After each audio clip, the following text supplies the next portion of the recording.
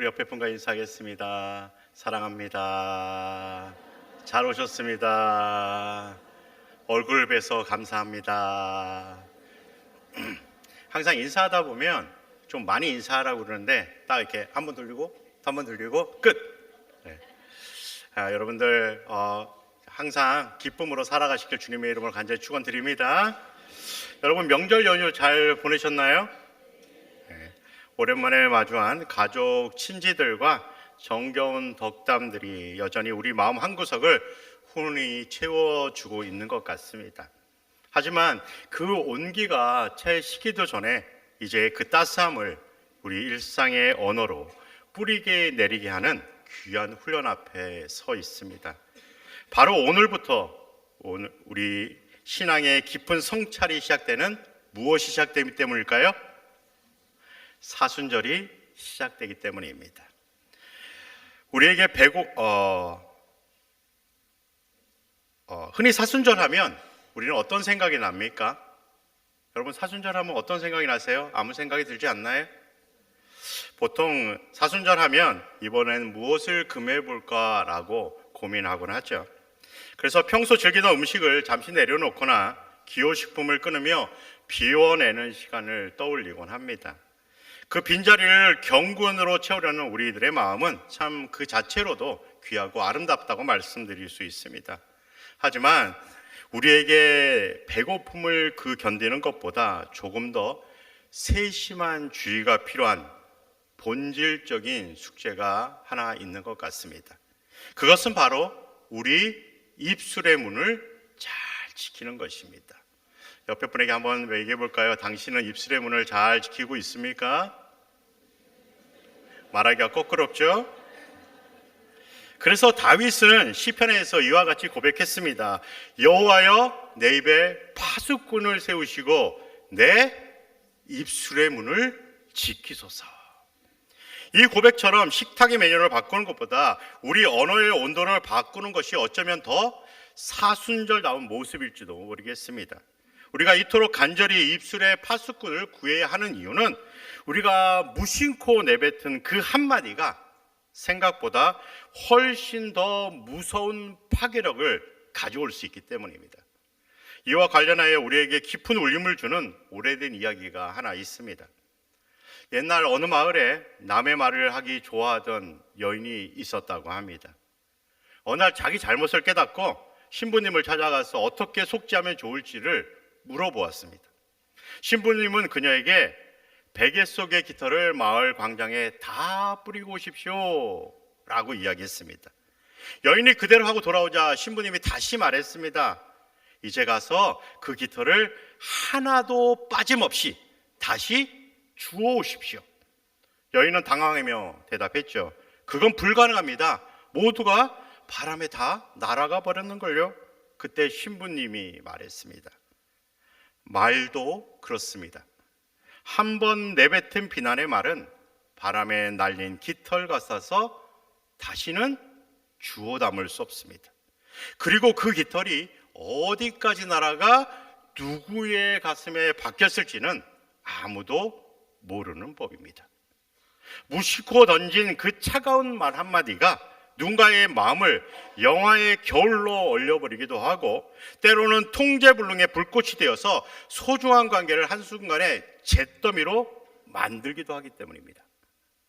이번 사순절 기간 저와 여러분들은 만나는 모든 이들에게 우리의 언어 속에서 살을 애는 듯한 폭풍 한 설이 아니라 꽁꽁 얼어붙은 마음을 녹여주는 포근한 봄볕을 경험하게 되기를 주님의 이름으로 간절히 소망합니다. 하지만 우리의 현실을 정직하게 들여다보면 어떨까요? 따뜻한 봄볕을 다짐하면서도 여전히 우리의 입술에는 누군가를 찌르는 가시가 돋아나 있지는 않습니까? 혹시 우리는 골고다 언덕 위에서 메아리쳤던 그 차가운 조롱의 비명들을 닮아 있지는 않습니까? 죄 없으신 분을 향해 무자비하게 쏟아냈던 서늘한 비난과 비웃음이 어느덧 우리의 일상이 되어버린 것은 아닌지 이 시간 겸허히 우리 자신을 되돌아보기를 바랍니다. 그렇다면 우리가 가장 먼저 십자가에 못 박아야 할 차가운 말의 정체는 무엇일까요? 이제 우리 영혼을 안에서부터 병들게 하는 그 언어의 실체를 한번 찾아보려 합니다. 사도 바울은 우리에게 이와 같이 외치고 있습니다. 무릇 더러운 말은 너희 입 밖에도 내지 말고. 본래 이 더러운 말이라는 것은 헬라어로 사프로스라고 합니다. 본래 이 말은 고대 시장에서 상인들이 쓰던 용어였다고 해요. 그래서 생선가게에서는 갓 잡은 싱싱한 물고기가 아니라 내장이 터져서 고약한 악취를 풍기는 부패한 생선을, 그리고 과일 가게에서는 겉은 멀쩡해 보여도 속은 시꺼멓게 썩어 곰팡이 된 핀 과일들을 가리킬 때 이 단어 사프로스를 사용했다고 합니다. 그러므로 바울이 경계한 이 사프로스의 언어는 우리의 입술을 떠나 내뱉는 순간 우리 자신의 품격을 무너뜨릴 뿐만 아니라 듣는 이의 영혼까지 식중독에 걸리게 만드는 썩은 음식과 같다는 의미입니다. 무엇보다 우리가 경계해야 될 이 사실은 이 사프로스의 언어가 가장 빈번하게 고개를 드는 곳이 바로 다름 아닌 우리의 가정이라는 사실입니다. 가장 편안하고 안전해야 할 그 울타리가 때로는 가장 무방비하게 부패한 말을 내뱉는 자리가 되기도 하기 때문입니다.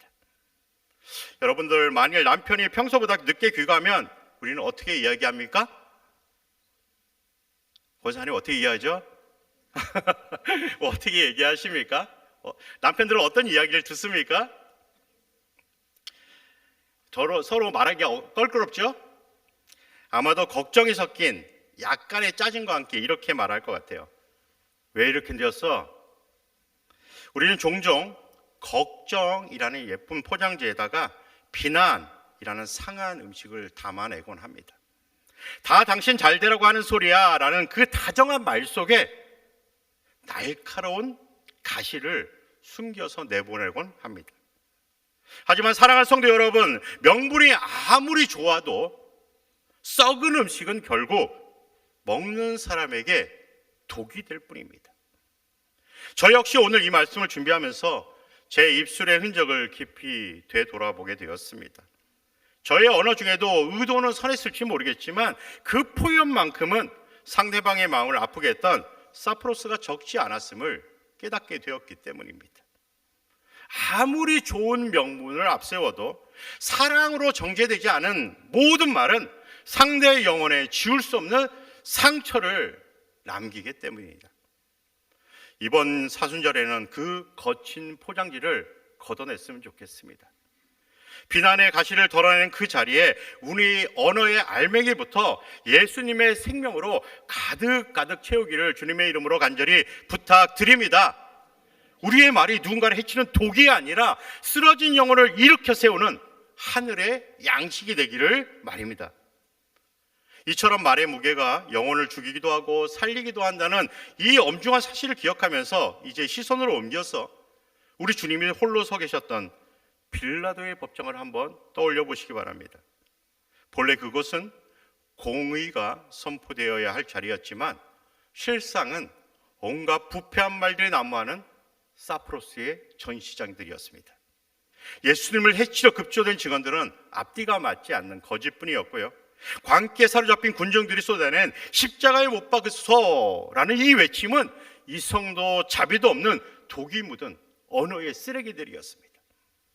그 곁에서 손을 씻으면서 책임을 회피하던 빌라도의 그 말 역시 진실을 외면한 비겁하고 무책임한 사프로스였습니다.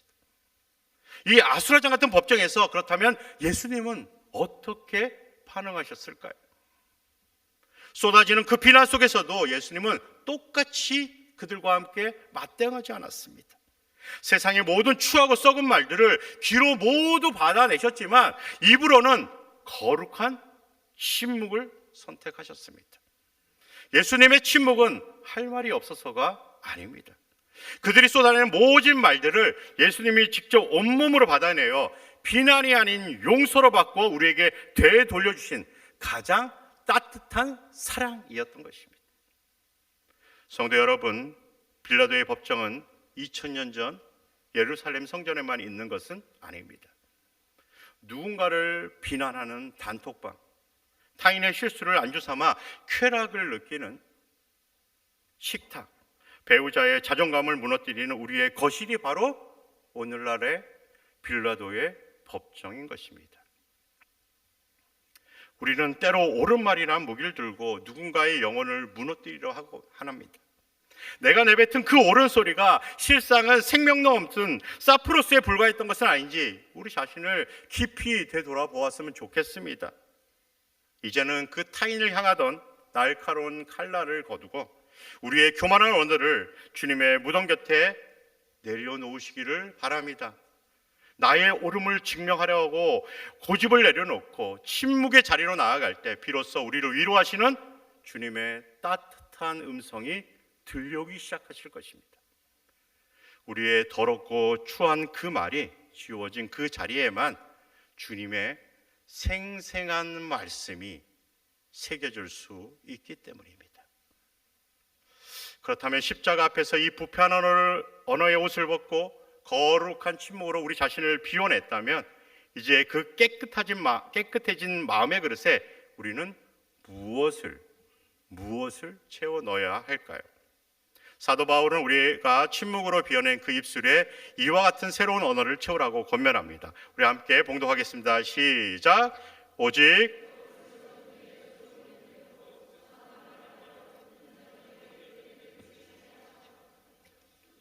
오직 덕을 세우는 데 소용되는 대로 선한 말을 하여 듣는 자들에게 은혜를 끼치게 하라.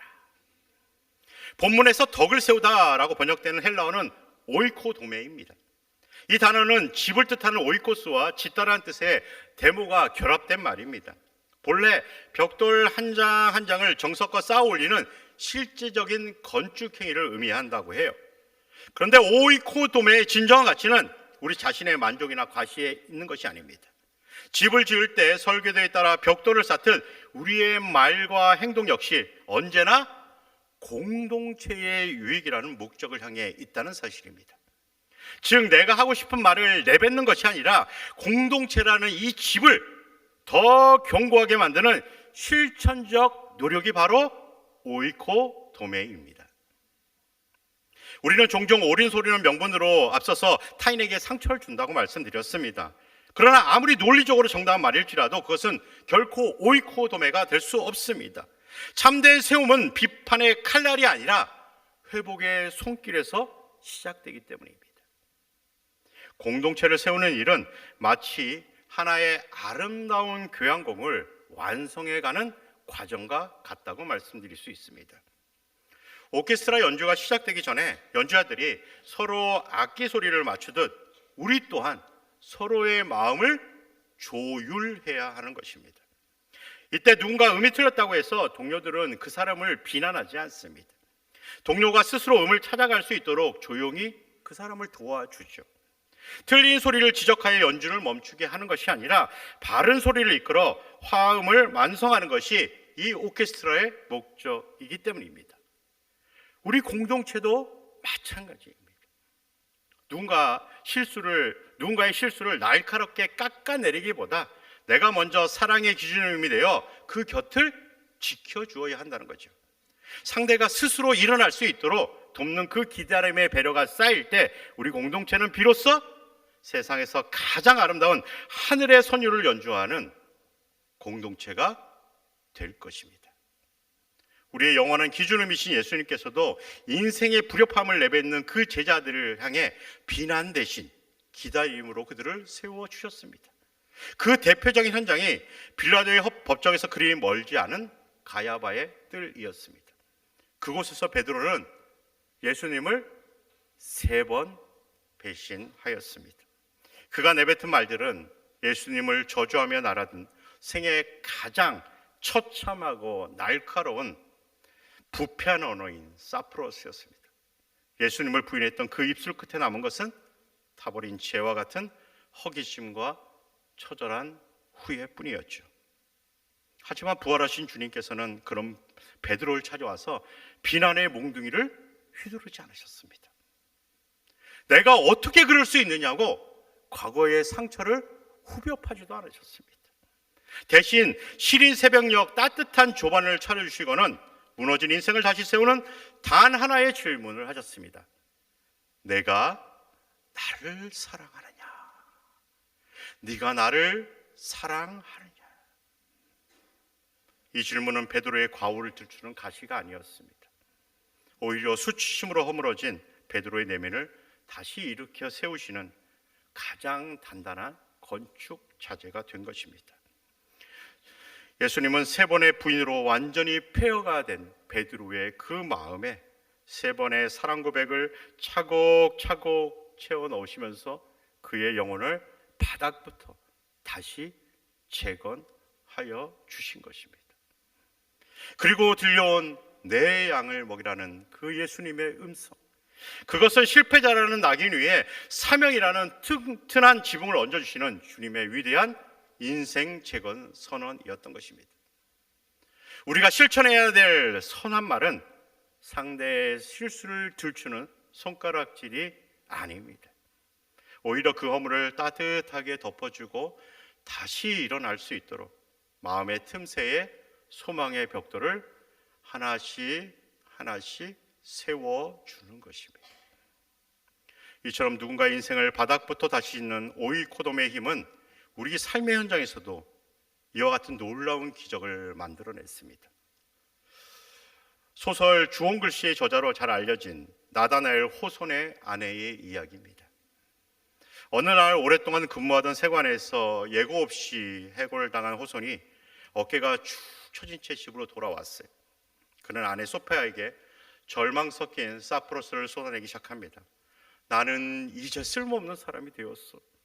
세관에서 쫓겨났으니 이제 우리는 무엇을 먹고 살지 모르겠어. 세상은 그에게 쇄고된 실패자라는 낙인을 찍었지만 그 순간 그의 아내 소피아는 남편의 무너진 자존감 위에 오이코돔의 벽돌을 쌓아올리기 시작했습니다. 여보, 잘 됐어요. 이제 당신은 그토록 원하던 글을 마음껏 쓸 수 있게 되었네요. 당신은 반드시 위대한 작가가 될 거예요. 남편이 여전히 생계를 걱정하자 아내가 그동안 몰래 아껴뒀던 비상금을 내놓으며 다시 한번 이야기합니다. 당신이 전업작가가 될 날이 올 줄 알고 조금씩 모아두었어요. 1년은 충분히 버틸 수 있으니 걱정하지 말고 펜을 드세요. 세상은 호손에게 실패자라는 사프로스의 낙인을 찍으려 했지만 아내는 그에게 위대한 작가라는 오이코돔의 옷을 입혀 주었습니다. 그 따뜻한 격려의 토양 위에서 탄생한 작품이 바로 세계 문학사의 걸작인 주홍 글씨입니다. 아내의 세워주는 말 한마디가 절망에 빠진 한 인간을 다시 일으켜 세운 것입니다. 아마도 우리 주변에도 실패와 낙심으로 영혼의 집이 허물어지는 이들이 많을 것 같습니다. 그들에게 지금 필요한 것은 왜 실패했느냐라는 사프로스의 분석이나 비난이 아닙니다.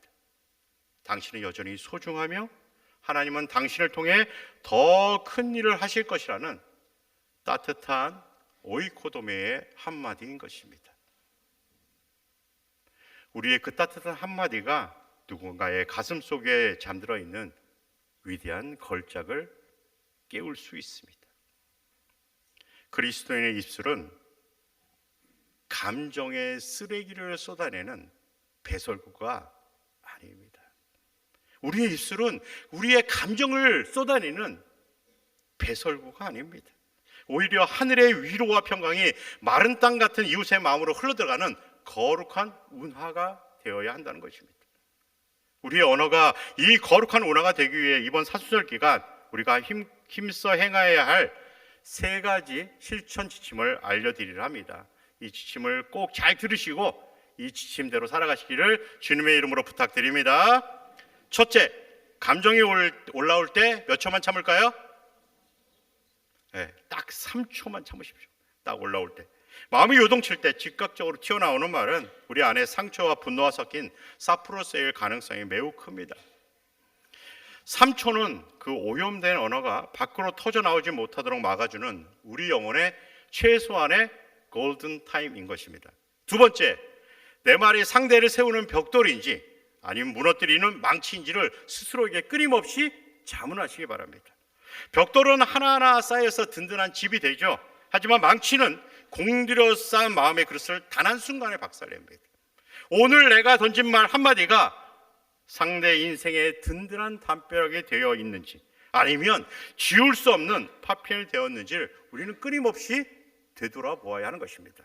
그리고 세 번째, 내 안에 날이 선 날카로운 마음은 오직 어디에만 쏟아요? 십자가 앞에만 쏟아 놓아야 합니다. 우리 안에 억울함과 상처를 그냥 참기만 하면 결국 독이 되어서 가장 가까운 사람에게 그 독이 흘러나가게 되어 있습니다. 하지만 이 도끼를 주님께 내어놓으면 그것이 바로 기도가 되고 회복이 되는 것입니다. 십자가 아래 모든 것을 쏟아낼 때 그 빈자리를 비로소 주님께서 은혜와 평안과 기쁨으로 가득 채워주시는 것입니다. 미숙아에게 가장 필요한 것이 무엇일까요? 화려한 옷일까요? 엄마의 품처럼 일정한 온도를 유지해주는 36.5도의 인큐베이터입니다. 그 온도가 단 1도만 낮아져도 아기의 생명이 매우 위태로워진다고 해요. 우리 주변에는 어쩌면 바로 곁에 있는 우리 가족 중에는 모진 세상의 마음의 체온이 뚝 떨어져 버린 영적 미숙아들이 있을지 모르겠습니다. 그들에게 가장 필요한 것은 우리들의 날카로운 충고가 절대 아닙니다. 그들을 포근하게 감싸 안아줄 우리의 36.5도의 따뜻한 언어인 것입니다. 인큐베이터 온도가 아기의 생명을 지켜주듯 우리의 언어는 누군가의 영혼을 살리는 보호막이 되어야 합니다. 이번 사순절은 우리의 혈기의 온도를 내려놓고 우리를 위해서 피 흘리신 예수님의 심장 온도인 36.5도에 우리의 입술을 맞추는 거룩한 훈련 기간이 되었으면 참으로 좋겠습니다. 우리가 오늘 건네는 고생하셨습니다. 고생 많으셨습니다. 당신 덕분에 힘이 안 납니까? 힘이 납니다. 라는 이 짧은 고백들이 무너진 영혼들을 다시 일으켜 세우는 거룩한 성전이 벽돌이 될 줄 믿습니다. 세상은 사프로스의 차가운 비난으로 얼어붙어 있습니다. 하지만 우리 그리스도인들의 입술은 그 냉기를 녹아내게 만드는 믿음의 언어가 되어야 될 줄 믿습니다. 우리의 언어로 상대방의 영혼을 아름답게 만드는 것, 이 따뜻한 오이코도메의 한마디가 세상을 향한 가장 강력한 십자가의 복음인 것입니다. 사랑하는 성도 여러분, 사순절 기간 우리의 입술의 교만을 죽이고 그리스도의 은혜가 우리의 입술을 통해 흘러나가게 하기를 바랍니다. 우리 주님의 온유한 숨결이 우리의 입술을 통해 온 땅에 전해지기를 우리를 끝까지 인내하며 기다려주신 예수님의 이름으로 간절히 축원드립니다. 기도하겠습니다. 입술의 권세자 되시는 주님, 사순절을 시작하며 우리의 언어를 회개합니다. 남을 찌르던 가시 같은 말들을 십자가에 못 박게 하시고 주님이 베드로를 다시 세우셨듯 우리도 이웃을 세우는 은혜의 언어를 사용하게 하여 주시옵소서. 우리 입술의 온도가 주님의 사랑만큼 따뜻해지게 하여 주시옵소서. 우리의 언어가 누군가를 죽이는 무기가 아니라 누군가를 살리는 생명의 통로 되게 하여 주시옵소서. 우리의 입술을 완벽하게 재건하시는 예수 그리스도의 이름으로 기도드립니다. 아멘.